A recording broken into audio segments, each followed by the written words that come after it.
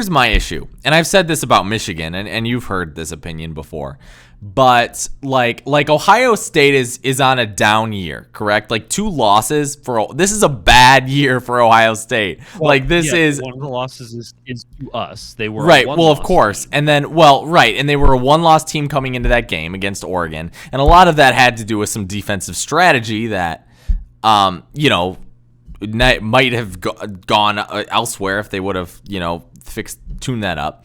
But I think because that's my issue, right? Is that I want my team to be able to beat a team when they are, I guess, at the top of that game. And I don't know how reasonable that is to expect.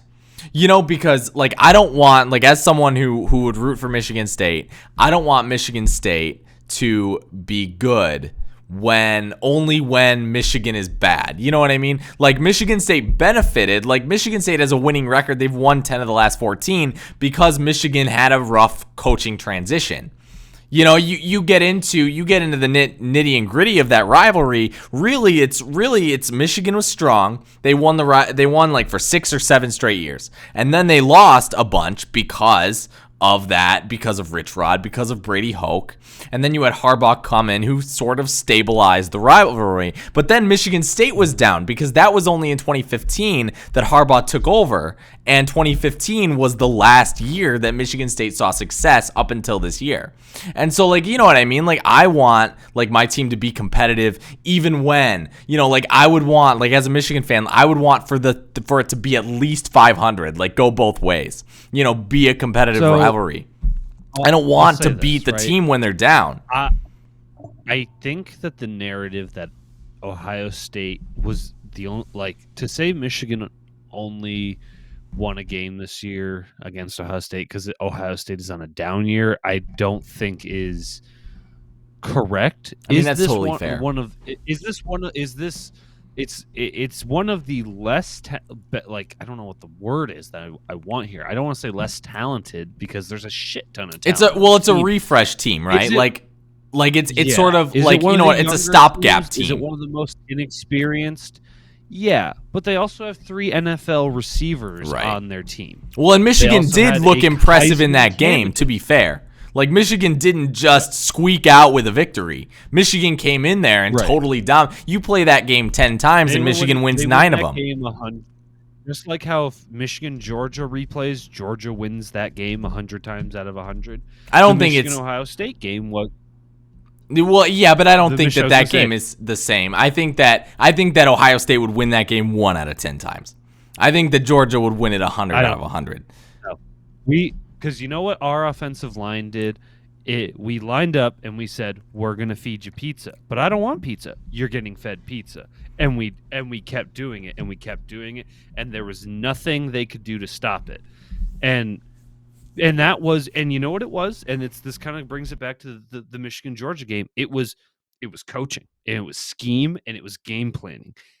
Harbaugh spent, half of his resources this season were spent on this game or on the Ohio State game, right?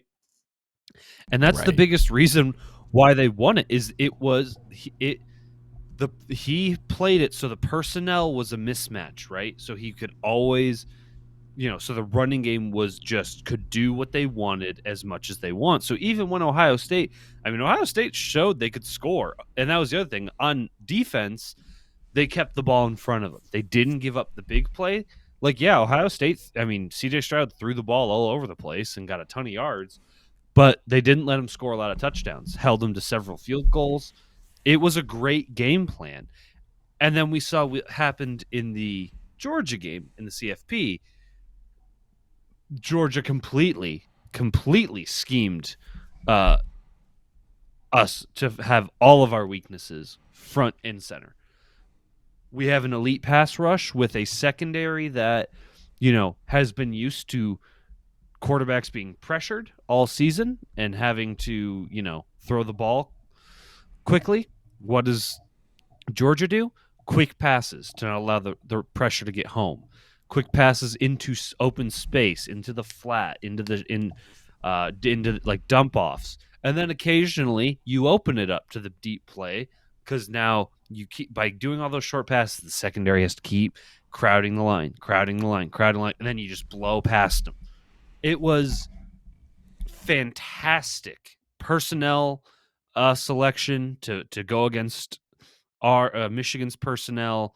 It was a perfect play calling. It was perfect game design, and Michigan had no response. And that's kind of why. I mean, it's exactly why we lost. They were overmatched from the beginning. I think on the talent deficiency between the two was significant, but I think it was also the coaching. Like I think they were in a spot where they couldn't run the ball and they had to rely on Cade more, and Cade had to make balls big, didn't have as good of windows as he normally has because they couldn't run the ball, so they knew the pass was coming, and so he threw 2 picks. And that's not saying it's necessarily his fault, but he's made big time throws, but he hasn't had to throw it 40 times in a game to win it, right? He hasn't had to do that this year.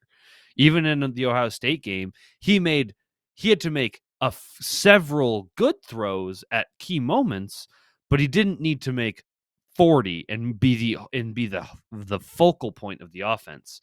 Whereas in this game, the only chance Michigan had is if he did that. So to kind of bring this all back down around to center, do I think Jim Harbaugh can repeat this? Yeah, I think he could beat Ohio State again. Because like I said, even though we're losing obviously several players to the draft, and that being Hutchinson and Ajabo, I think they've built enough of a foundation, especially with, again, some of the younger players they got, and more recruits coming in. I think they're at a place now where they could start beating Ohio State somewhat regularly. And again, if they beat Ohio State, unless something crazy happens, they're likely going to the college football playoff. So then let me ask you this. Do I think they can make the leap to be competitive in the CFP? No, I don't think Jim Harbaugh is ever going to get there. And that's the thing. And for me, that's not enough. Like I don't understand Michigan fans that are like, oh, well, beating Ohio State and winning the Big Ten is all that matters. Bo Schembechler era football. But that's not what that's not what college football is anymore. Program with a national brand, is that really what we've settled with? Right.